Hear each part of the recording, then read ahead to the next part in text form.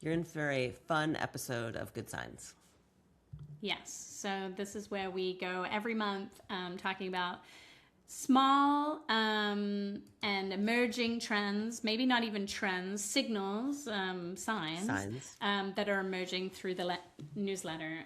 So we're going to talk about how brands are providing public infrastructure in an interesting way. We're going to talk about private communities, private information becoming much, much bigger. Long format experiential.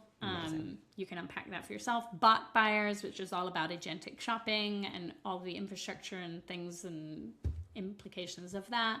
And then risk adversity in alphas and Zs. So, such an opportunity for brands to really hear the conversation and figure out where in really each of these there's an opportunity for them, because there is. Yeah. Enjoy and let us know what you think. Hey everyone, it's Chris. And Kirsten. Welcome to Good Thinking Weekly, the podcast where we discuss the best of the best in brands, marketing, and culture. Thousands of people, top execs from the likes of Complex, Klaviyo, Walmart, Wall Street Journal, and LVMH tune in every single week. We run a creative consultancy in GoodCo, so we know what it takes to build a good brand. Subscribe on YouTube, your favorite podcast app, and Good Thinking on Substack for more. All right, let's dive in. Welcome to Good Thinking Signs. Pretty excited for this one. Good Signs. Always a very popular podcast, this one. And this time so there were a lot of themes in the last 4 letters that I will say we've talked about analog a lot. We've talked about all these things that we've mentioned many, many times. You know, we've talked about behind the scenes. And so I wanted to make sure that the signs that we pulled out were actually not the big things that I've mentioned kind of being themes in the letter, because I think we've spoken about them and recently. But, you know, there could be an argument for a quarterly good signs, like which ones are the big ones. And we've talked about for paid readers only, doing kind of special podcasts or webinar where we kind of like go through things. So if you're interested in that, time to become a paid subscriber, because you can get access to those things. Yes, and I would love to hear in comments of like what people are interested in. Is this like an underground signs? And then we have the other side? No, it's like a more like a slightly even more macro, like what are the real doubling up ones over the course of the month, you know, like, or the course of the quarter rather, versus just the month. But yeah, for $111, you can, 111. Yeah, you know, this is my car commercial. But anyway. 111, get it now. Well, you can. Yes. But there are some fun things coming to the paid tier. So, and if there are other things that you want on the paid tier, I also think that would be fun to discuss. We've talked about a lot of different ideas, but maybe the people have ideas. Yes, would love to hear from you guys. Would love to hear. Jump in the comments, email us directly. Yeah, would love to hear your thoughts. All right, let's get into it. Let's dive in. So the first one, and as always, the naming on these is, you know, we'll workshop it live on the pod. So I'm calling this Brand New Deal. And we've talked about how brands have been becoming patrons of the arts, patrons of various things lately. And the thing that I'm noticing bubbling up over the last 4 letters is that the things that they're patroning, is that the word? Well, it's not patronizing. So yeah, let's go with patroning. Yeah, who knows? Are really like kind of big public, almost infrastructure pieces, right? So we had The Ordinary. They started running a free bus from Domino Park to Prospect Park, which if you live in Brooklyn, you actually know, like, this is where you want to go between, but there's no public infrastructure for said journey. None. You have to go like... You have to go into the city and then you have to come back out, or you have to take a $4,000 cab, or you have to go out to the outskirts and around. There's really no great way. Makes no sense. Yeah. So they're running that. So it basically takes like a 50-minute subway ride and cuts it down to like a 15-minute bus ride, and they're running it all summer. Super cool idea, really smart. And then Starbucks, I'm sure that this is through like probably not directly Starbucks and more of a franchisee, but I think it's an interesting thing. Starbucks is opening an EV charging station inside of one of the Ford dealers, like in California. So you go and you get your Starbucks and you're invited to hang out there and charge your car and do all these things. And obviously, like, this is benefiting the Ford dealer, so I'm sure it's related to that.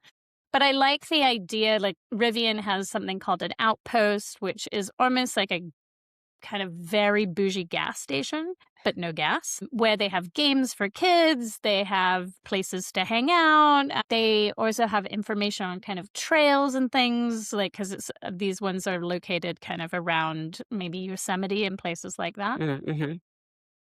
And I just think it's so interesting to start to see yourself as kind of this public amenity as a brand and this being a service of service.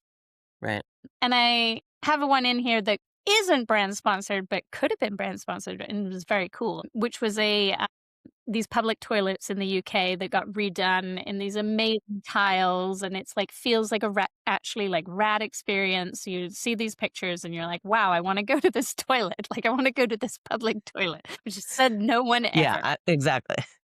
And I think that while it wasn't, done by a brand, when you see the actual graphic of it, it could have completely been sponsored by a brand. And I like the idea, thinking about kind of as the Olympics are coming to LA and things like that, there's so much public works that could go on for activations like that, providing services to get from one part of the city to another that you can't normally do. Could be a really interesting place for brands to start playing. I think this is fascinating. I think it's fascinating. I think The Ordinary, for me, just maybe having lived in Brooklyn, is like the best example of it. It feels like just kind of like it feels like brands kind of taking ownership of things and like really, instead of like, oh, we should do this pop-up or we should do this experience, like really saying like, what do people actually need? What would actually be of service? And taking ownership in the way of like, well, if the government's not going to do it, like we can kind of step in and actually really fucking do something, which I think is awesome. I love this as a sign. Yeah. I mean, and I think there's loads of ways to think about these types of things. Like I always think about my summers when I was living in New York. I used to go to Governor's Island a lot. And there were always like these, I loved it there.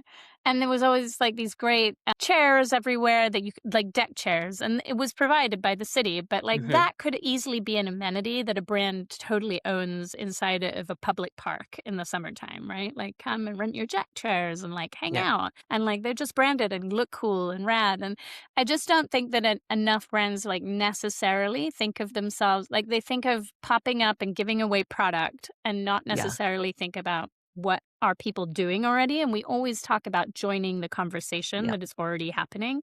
And I think that this is a experiential way of doing that. 100%. Okay, so for a brand that wants to like, that's like, yeah, I want to do something like this, like what should they be doing? How should they be thinking? Well, I think it's I would start kind of the city that you know, right? Like, I also don't believe that every brand needs to pop up in only coastal cities, right? Like, if you're a brand, like, do what you know and gain goodwill, because that stuff travels. So I would just start to think about, like, what do you actually know is an amenity that people want, need, is lacking, and start to think about it and get more creative. Like, it's not hard to think of these concepts. Right. I feel like this almost speaks to like the age of authorship conversation as far as like becoming a visionary and like doing the thing. Like, what is it in your city or in your town that you wish existed? Create the thing. Yeah.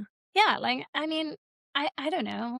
Shade structures, places to have a quiet fucking phone call. Like, there's all sorts of things that I want when I like go places. Like, anything. There's no shortage of the notes from our travels. Yes, so many notes. The pendulum swing. And then the pendulum swing is, I think that there's sadly a lot of brands kind of backing out of public life and entirely, taking brands backing away from pride, not like leaning into that. And it was never great that you would like just change your logo to a pride flag and like call it a day. June, like that wasn't working for anyone either. But I just don't believe that this is the direction that we want to be heading in. I'm not sure if it's an administration call. Yeah. But I'm sure it's a fear-based decision, but there are brands that are not doing that. Like HelloFresh, which has happened. Wow. And look what's happened in New York. Like, Yeah. Lots of good things happening. All right. So then sign 2, I'm calling private source. I think it's interesting. I think it's interesting what's happening. And we brought this up before, that there's a fatigue happening around social influencers and everyone realizing that even like the micro influencers are like, everyone's like, oh, it's the micro influencers. And then everyone realized that those are also being bought, maybe being bought like easier than now large influencers that are so expensive that you can't actually like invest in them. And I think that people are picking up on it. And one of the things that we've brought up many times in the last couple of weeks is that places like travel Substack, so like YOLO Journal, Windows C, you start to see in their chat sections that people are going directly to other people and asking for recommendations. They're completely bypassing all of this like influencer shit that you're investing in and just going in, asking a very specific question and getting very specific answers to problems that they have. So like one I saw yesterday, because I'm in way too many travel Substacks, is Yes, you are. But I unsurprising. benefit from it, so keep going. Yeah. Was somebody on there going like, I'm gifting my dad a retirement trip to the Dolomites. He's, like slightly more elderly. I'm looking for somebody to drive him around, but I'm also looking for a tour guide. But he doesn't really necessarily want like a full tour. He wants just somebody who would like take him to some cool like vineyards and things like that. Like, this is a really particular ask. What have you got? And then suddenly like this flooding of like personal recommendations being like, this is the guy I use. This is why I liked him. This is what this person does. This is why I like them. This is what I didn't like them for. It's very, very tailored to your particular problem, which is even better than an influencer, right? Yeah. I mean, it feel like community is greater than influencer. Like it's again, like I feel like maybe it's just in my head, but everything's coming back to age of authorship. It's like realizing that your employees, realizing that what you actually want is right there kind of under your nose. It's within that community, that you might already have or can develop is greater than kind of hiring an influencer to do something. Yeah. I also think that, again, it goes back to providing a service, right? Like a lot of brands have come to us and said like, how do I start the right Substack? Like, and everyone's thinking about the very obvious answers of a Substack, which is like, I want to write something, right? Like write a long form essay, like whatever. But there are many Substacks that exist solely on the community, which we brought up many times, like culture study. And I think not enough brands realize that that is a service. Like these are closed communities. And what's interesting is like, not only is this a community, people are paying to be in these chats. Like it's not free to be in these chats. These like the whole subscription is to get into the chat, right? So like people are paying to ask their questions and paying to almost paying to answer people's questions for free. Like, obviously, you can choose if you're answering somebody's questions, but you'll be amazed at how many people are answering them. It gets really a lot. There is something really to that community. Like, yeah, I was referencing and asking you your thoughts yesterday on like Sam Parr's, Hilton. Like, and I'm in a few other communities, the Hamptons and like thing. the Hamptons, yeah. Hilton Hamptons, wow. And I'm in a couple of communities, and there really is, like, it's quite knowledgeable to be able to go, oh, I have this thing. I know exactly kind of who to ask. It's like your own kind of really advanced focus group to be able to know exactly what the thing is depending on what that community is. And it's so valuable. Yeah, it's super valuable. And I don't think enough brands really think about community in maybe the right way. Like, I think they're like, oh, like it's community. And it's like, what is, again, community? But that's a whole different topic. Well, but I think it's an important topic because I think it's around this instead of saying like brands do come to us and say, oh, we want to write a Substack. And it's like, well, why do you want to write a Substack? But it's also like, what is it that you want to do? Maybe creating community in a different way would actually do that. So maybe it is about a brand really thinking about, I don't know, what is their community? Like what at the heart of it can they kind of offer and creating that? Yeah. And then I had some other examples that take a different kind of tracked on this, and I think it's so I use private source as kind of this umbrella, as I often do for behavior types, right? So that's one like this private groups of like Substack is one behavior type. But a couple of other things that I noticed is like one of the things that there was a journalist that I met in Milan at a party. I had a great party, and it's called Yellow Trace, and she writes about design, and she's very interesting. You should follow her for design. But she wrote this big article about how so many brands like people wanted to comment on brands and like what they saw, and then they felt like they couldn't comment on it because if they were publicly commenting on it, then they would be blacklisted and never invited to these events again. And then people are DMing her, and she's like, if brands really want to know like what the feedback was, like they're not getting it. Like they're absolutely not getting the feedback on their event that they want. Like they don't want it in a public way. Right. But we see this all the time. Like people will come to us and like kind of like well, I see it anyway, in my newsletter replies. Like, so my DMs or replies to the emails, I get a lot of thoughts from people and these are big like CMOs that are looking at your projects and like other people and they're commenting on it and they're saying, but they can't comment in public. Like, it's much too dangerous for them to do that. But I do think it's interesting because then brands will come to us and they're like, what did you really think? Mm-hmm. And the question becomes like, do you really want to know? And I get that you don't want to see it in the press, although I am starting to see people like commenting, like obviously like people have commentary all the time. Yes. But Yes, they do. I do think it's interesting. We're often in the situation of doing audits and like then being invited to kind of give the Yeah. honest truth. But I do think many brands probably aren't auditing as much as they really like. They're tracking these likes and these press mentions and the PR and da da da da da da da da.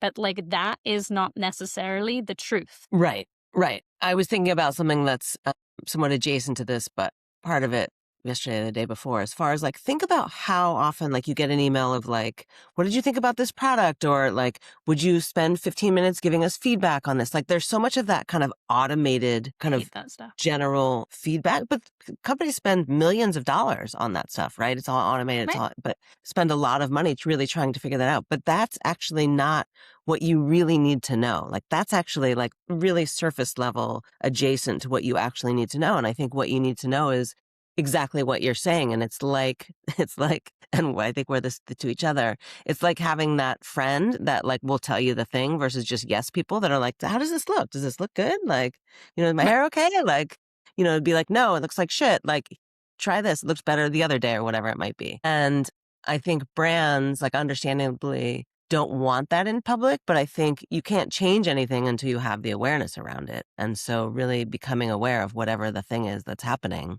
Yeah. We find a lot of success in audits and starting with that place of like, here's reality. And then you can Yeah. build on and make it greater, but you can't do it without that acknowledgement. And generally speaking, like the thing, not to get this into like a pitch around doing audits, but like one of the things that I see most is that there's like a sigh of relief from teams when you say the thing because they've been thinking the thing for like Yeah. ages. And I also see this because you and I both also do a lot of like private counseling to people of like career counseling, things like that. And they'll tell you kind of the inside stuff of the brands that are not working and they're never sharing that. They're never sharing it with you. Forget about it. They're not doing that. So you're not getting it from your employees either. Yeah. All right. And But then there's a third everyone is example in thinking the thing. here. Yeah, the third example is people kind of like the mall is it's basically spring, like reinvented. And then there's FIA, which is building, and the number of investors in FIA are like, wow. But many of these are kind of pulling people, much like ShopMy is building, like personal recommendations. Yeah. And ShopMy could be another example on here of we're starting to aggregate very personalized shopping experiences. Duh. But like, Right. I mean, I think it's we've been really talking about this for a minute. yes, but it's coming. Yeah. So anyway. Great. And then the pendulum swing to all this is, the public criticism. So Satisfy and Adidas did this big event and like, oh my gosh, like the Substack, when something has gone wrong, when you open up notes and there's just like literally like the only one topic in the notes is like the same event. And you're like, oh gosh, what did they do?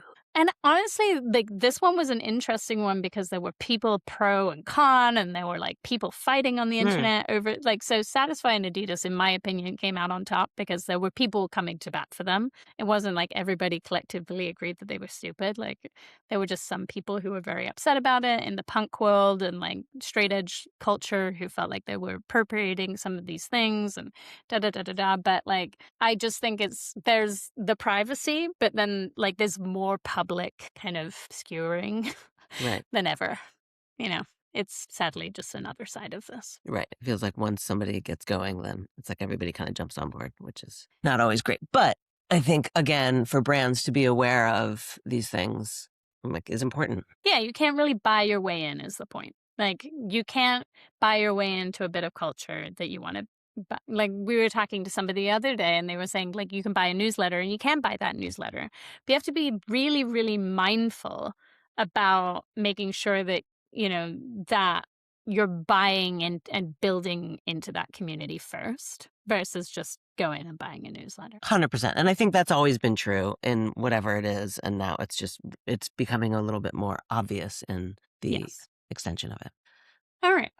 Okay. Sign number 3, I'm calling long format experiential. This could have been a more creative title, but here we are. I'm relating it to the trend of also seeing so many long format ads. Like now we have like the 5-minute ad is like, now, 10-minute ad is not unheard of at this point. It's like an entire movie for like an ad. Is very, very popular. But now we're seeing kind of this longer format experience happening in Experiential. So Design Within Reach took a historic property, turned it into a rentable home, furnished the entire thing with DWR furniture. They worked with boutique homes. It wasn't like Airbnb. There was some like feelings around that when I shortcutted that. But anyway, but I think it's interesting to have something like this is a long-term play, right? It's not like you can rent it for 1 week. Like it's like, you can rent this now for a while through boutique homes. Fortnum Mason, which is it's a department store in the UK, like very, very boutique luxury department store, but they have like kind of almost like a Zabar's or like a fancier Zabar's, like Dean and DeLuca level downstairs. And they're really famous for their hampers. So like if somebody gets married or like has baby, you might buy a hamper. A hamper? Yeah. Yeah, like with like condiments and like, food hamper. What's a food hamper? Only you would not know what a food hamper is. Okay, I'd like to know who out there has food hampers. I mean, or knows the word. Okay. They're a thing. But anyway, all to say they created this picnic Does boat. everyone have food hampers? They created this picnic boat, and they definitely use colors of Arley fabric on it, which like striped fabric, which I love. But this adorable like little picnic boat that goes down the Thames, and like people are having a fit because it's like £1,000 to just rent the boat, and then you also have to buy the picnic. But whatever, I still want to go. I 100% want to go. Food hampers, here I come. Right. But the idea of having these like cool picnics that you can have in the summer, rent the boat, go with your friends. It's super cute fabric, adorable like champagne moment. Like who does not want to do this? Like everybody 100%. wants to do this. And then Delta, which is slightly less of a like long format in terms of duration, but they did this flow state flight. So 3 days of design, which apparently we have to go to according to everyone that we've been talking to, which is also related. There's also something called Future Days, which is happening there at the same time, which is more of a future, like forecasting. Two birds.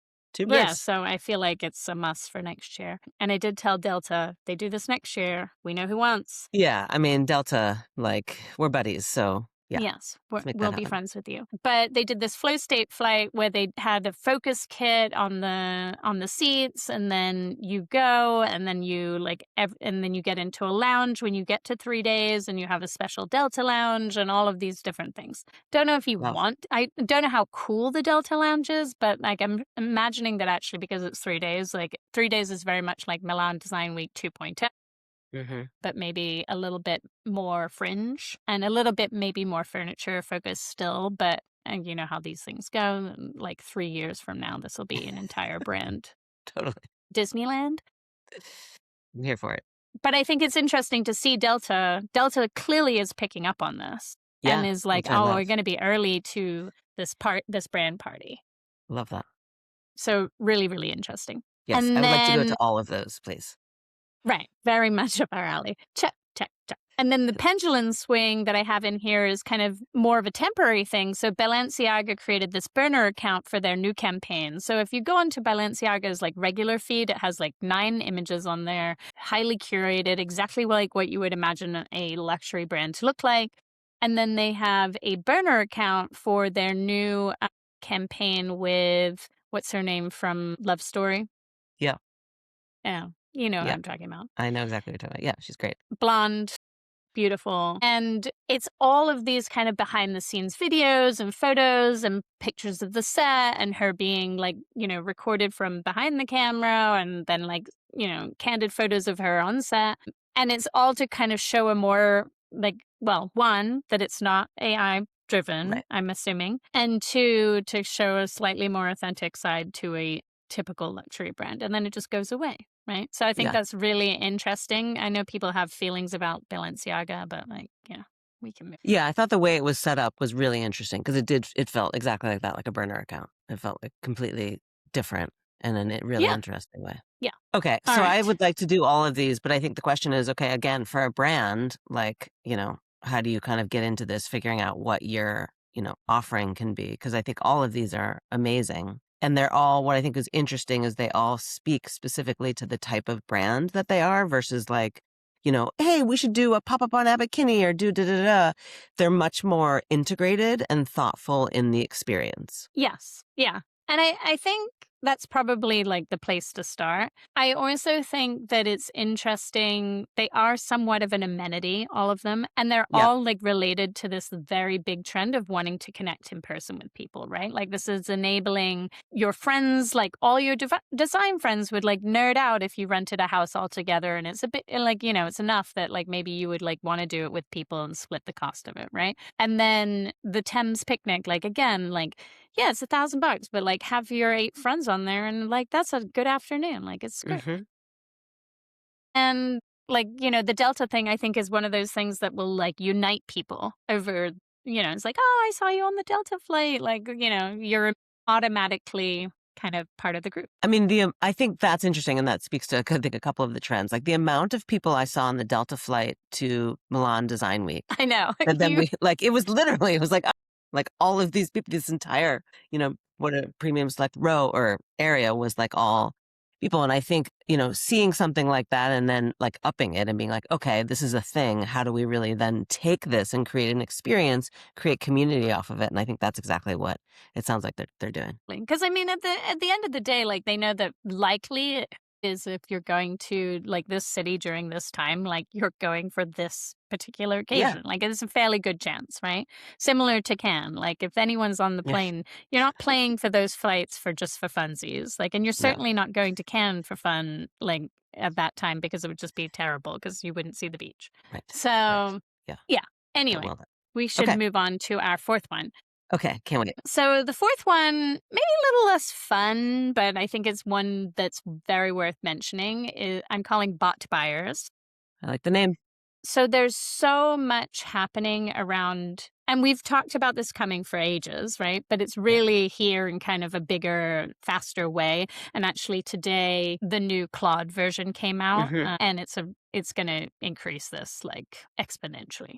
But so there's agents buying things so Google now has something called a universal cart that they're rolling out. So essentially, like when you're in search, you can start adding things to your cart that you see in your Gmail, in your search, like on many different places, and like have one cart where you're buying things. But so, I mean, Dangerous. right. Dangerous. Like, it's interesting. Like, I've thought about it a lot because I'm like, would this be something that would encourage me to buy things? Like, sometimes when I have a cart that's too full, I almost abandon it more because I'm like, oh my God, like, this is too much. And then I just I'm like, erase. Like, Right. like I start deleting things very, very fast. Like if my Amazon cart is like 400 things, I'm like, something has to go. Even if it's all things that I want, like all supplements I need. Yeah. I'm like, this is too many things at once. But I do think when I think about practical times in your life where you're like, oh, I'm planning a kid's birthday or I'm doing something that's like kind of like it's got a set task, you're going to have an annoying number of windows open. And the idea that you could like put everything and see everything in one place from all of these different people like would be appealing. Right. It'll probably be, yes. I mean, that's why I say it will be dangerous for me, for sure. And I do think we'll probably get used to seeing so much in our carts, get used to kind of the threshold of it, that our minds will change. We'll be like, oh, what used to be $800, now it's $500. Like, it'll be fine. Right. We'll move past that, sadly. Yes. And then very related to this, Robinhood came out with an agentic credit card. So this is a separate credit card for your account that has its own limit and capabilities so that it can buy purchases on your behalf separate to your regular credit card. So say like you're like, oh, agent, like I would like to go to Copenhagen during this time for this price, like for this, like, and if you can get all of these things, like when you see it hit under $800 for a flight for whatever reason, buy it. And it's going to buy those things automatically for you. So they've rolled out a card to separate that out from your regular, credit card. That's your fascinating. Yeah, that's fascinating. fascinating, frightening when you think about kids having access to these things. But like, and then Robinhood is also doing agentic stock trading now, so that's like even more frightening. But Yeah, but I like that they're thinking about it separately at least. yes. And like done right, like again, like with hotels or things that might go on sale, or you've like been wanting a jacket for a really long time and you're like, hey, like when it Yes. hits, like if you want this thing, like, and it's like it hits this resale site even, and you're like, hey, when, because like you're constantly, if you're into resale, like you're checking that all the time and seeing like, are they putting in new stuff in? Like, do they have the thing that I want? Is it at the price I want? Da da da da da.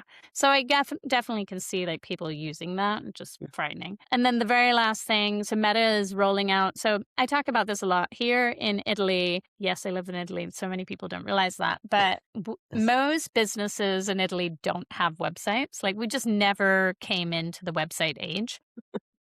Just missed that era. God, yeah, just completely missed it. But so many businesses operate over WhatsApp. And it's so funny because when you first come here, you're like, oh God, this is so antiquated. And then after a while, you're like, this is quite useful. Like being able to WhatsApp with somebody, like I was reordering something from DS Durga for my mom, and I was having to do it over email with the US representative. And first of all, she was lovely, and I'm very impressed with the staff at DS Durga in the US.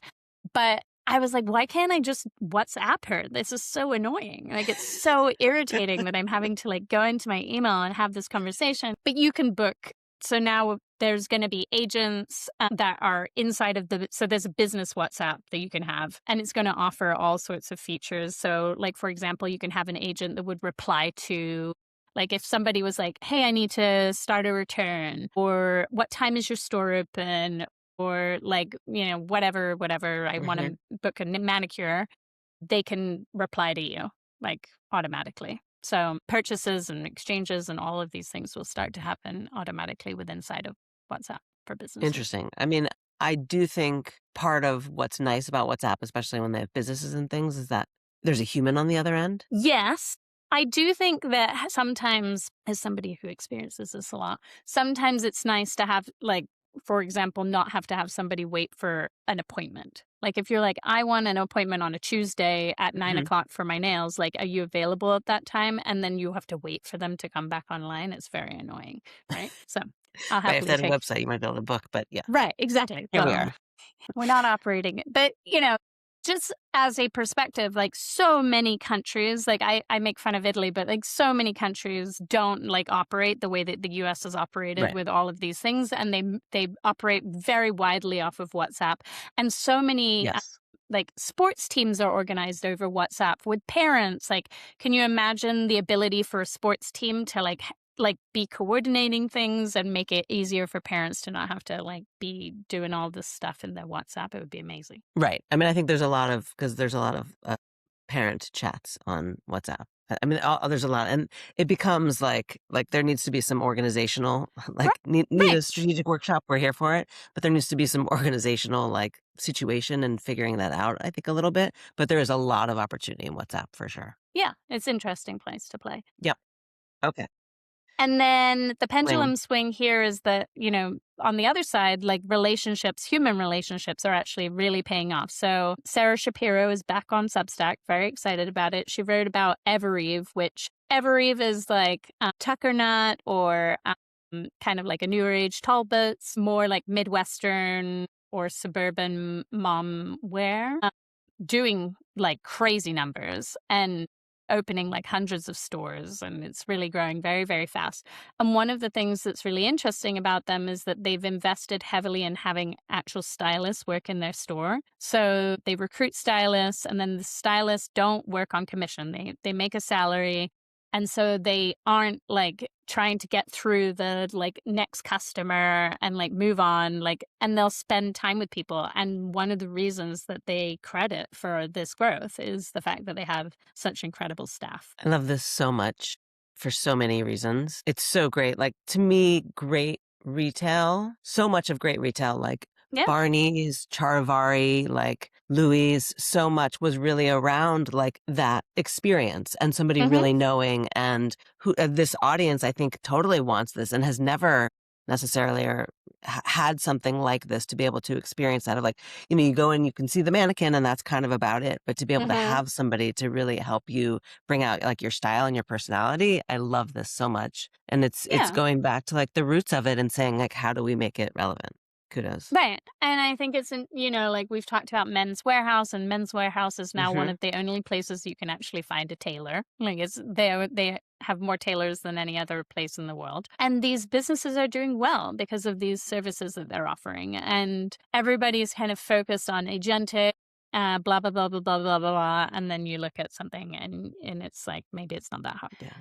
So good. All right. So, and then the fifth one, I'm calling a risk averse. There's definitely a better title here. We welcome But comments. Give us yes, some ideas. maybe it's like risk averse universe or something like that. Okay. Work with something here. But there's obviously an enormous amount of uncertainty in the world, or certainly people are feeling like there's a lot of uncertainty in the Yes. world. And we're kind of all looking, it seems like, for like a guarantee, like something we could trust, some steady ground, some safe outcome. But it's so the examples I have in here, and these are mostly related to teens. And I think it's really interesting because when I was at the Substack, event, they had a couple of people from Free Press who were writers, and they were actually Gen Z themselves, and they were talking about kind of Gen Z culture and how there's so much risk aversity in this demographic because like they don't want to post online because they're afraid to be made fun of. They don't want to eat lunch at school because they're Mm. like afraid to be filmed. Like they don't want to dance at parties because again, they're afraid to be filmed. Like there's so much risk fear in this generation, um, which is quite sad. It is sad. It makes me very sad. Yeah, but I think that that's, again, an opportunity Yeah. probably for Huge. somebody. But Founders School in New York is an example of, so, I mean, different, but like they're sort of looking at it and saying, hey, like we're going to offer this $600,000 high school diploma. While you're in this high school, you are going to, instead of just doing your high school coursework, you're going to build a business during your time at school. And if your business does not make $1 million by graduation, we'll give you your tuition back. So you're betting 600, but you get it back if you don't make $1 million. Amazing. It's so good. I mean, who knows how this will work and the scale of this, but I think it's just so interesting because it speaks to kind of this risk aversity that people like. Hmm. It's like, like I don't think that you should, in theory, have to tell any kid that, like, hey, you can go to this school and actually create a business. Like, that would sound so much more fun to me as a teenager than they like, would you like to go to regular math class or would you like to go to like business school? And be like, business school, sign me up. But that really just speaks to who I was as a teenager. Yes. Like, Right. I would have eaten this up. But I think it's really interesting, like, as an example of Hmm. that. It is. And we're also seeing tons of family offices. So, obviously, very wealthy families, but they're starting to, like, all of these family offices and banks and like these kinds of institutions that have a lot of family wealth invested in them are starting to offer wealth guidance retreats for teens, basically saying like, this is how you make sure that when you inherit this money, you don't blow this money. Because nobody is actually like teaching them that, and they definitely don't want to learn it from their parents. Hmm. And the truth is that nowadays, like you're going to get that money and you're going to have an agentic credit card. Like Right. you're going to be off. C.4. Yeah. Or an agentic stock market thing that like there's so much or so lack of trust in institutions at the moment. And I'm Hmm. sure that this is kind of related to that is like, we need to then like take these kids and arm them with information because they don't trust the bank that their parents used to trust. Like their parents used to go and say, hey, wealth manager, like, tell me what to do. And then the wealth manager would tell them, and then the parent would do that. The child today will not do that. There's no trust in institutions at all. So they need to arm them with information. Right. Otherwise, they're going to get it from an AI. Right. So Right. that's a really interesting thing. And then other very sad fact is that 1 in 10 teens like won't leave the house without an adult at the moment, or aren't really allowed to leave the house without an adult. So like teens who are, like your teens, like you have teens, They live in the house all the time. they are leaving the house constantly. But there are so many teens whose parents are saying like, hey, no, like it's not safe out there. You can't do this. And like they're kind of holding them down. And then they come out and like they're not allowed to leave their neighborhoods. Like 80% of kids can't leave their own neighborhoods. Now, granted, you live in LA, so your neighborhood is like literally a block long, but like, and that's not the case for many kids. But I just think about how different then this is related to the US. And I think about how different that is here in Italy, where like you just see children wandering around everywhere, completely unsupervised, and half of them don't even have phones. Right. And what are we doing for the independence? Right. This is obviously not particularly related to brand, but more just like a cultural issue that we're facing. Well, I think it's a huge opportunity, though. I think it's like it's like the beginning of that conversation that we love to have around shame and, when you can really unlock that, and shame, and it's not just shame, but it's, it's something that's very, very clear that's really an issue. And so if you're a brand and that this is your audience, if it's Gen Z or alphas, like there is an opportunity for you to really go in and thoughtfully like have awareness to this and figure out how your brand can show up in offering kind of an unlock for this. Yeah. And conversely to parents, like Emma Greedy came out and got a lot of backlash for her book about being kind of like a hands-off parent. And she was like, but I do think that there's a movement growing around parents who are not necessarily willing to like, be the helicopter parent that you were kind of taught to be, So it'll be interesting to see brands kind of shape around that movement of parents too, who are like want that freedom for their children and don't want to be shamed either for offering it to them. Yeah. No shame on either end. Yeah. No, thank you. All right. The swing? The swing is that Boom Boom might finally be here. Like, we've been waiting for it. And, I predict, like, Sean Monahan wrote about this back in, like, end of 2024. And it was a big, like, thing on our 2025 predictions list. Mm-hmm. Like steak, booze, cigarettes, rock and roll, and leather. Here for it. And it took a minute, but I think the puritanical vibes, like, and again, not encouraging anyone to smoke, but the puritanical vibes are kind of dying. Like you're starting to see brands like Gucci, like having wet t-shirt contests basically in their ads. People are like, famous singers are smoking on stage now. Like it's really like we've swung one way and like optimization and kind of like all the wellness health trends, and now people are like, like laughing at Stephen Bartlett for getting like ruining, like having one glass of wine and ruining his day for 3 days. And like it's so funny because in that interview I believe he says that he also wakes up at 10 a.m. and there's a whole slew of mother like content around like I haven't seen 10 a.m. in like 20 years. Like I don't even know what that's like. So forget the wine, but just like what kind of like, you're sleeping till 10 a.m. and like you're still not feeling well. Like what's going on? Yeah, it's really good. Yeah, people just want But I think there's a whole like conversation around fun that's being had, a whole conversation around just like I need to like have balance in my like even Parsley Health. Like who I would say is like the functional medicine, like, the founder was like, yeah, like I'm also realizing that I have to optimize for my kids, show that there needs to be balance between like discipline of like my health and also like I can have fun and that's healthy. I mean, I feel that for sure. Yeah, but that's not where the public has been. Right. But yeah, I mean, what is the point? What are we optimizing for if we're not going to enjoy it? Really? Right. But I think that that's not been the conversation. So the conversation is shifting. It's not necessarily anti, like, I want to track my blood, like, like all these things, like not like no Necco health. They want to do that, but they're also going to have like 3 glasses of wine and not worry. Here for it. It's a yes and. Yes. So that's it. Okay. Well, that was great. Well, we'd love to hear comments, thoughts. If you enjoyed this one, share it with somebody. Give the algorithm a little love. Yeah. Till next time. Come back next month for Good Science. We do this every 4 weeks. We do. Stay curious. Ciao. That was it for this episode of Good Thinking. Don't forget to tune in next week. If you found this valuable, subscribe on YouTube and your favorite podcast app. And don't forget to read on Substack for even more insights. And if you really liked it, drop us a heart. We'd love to hear from you. Ciao. Until next time.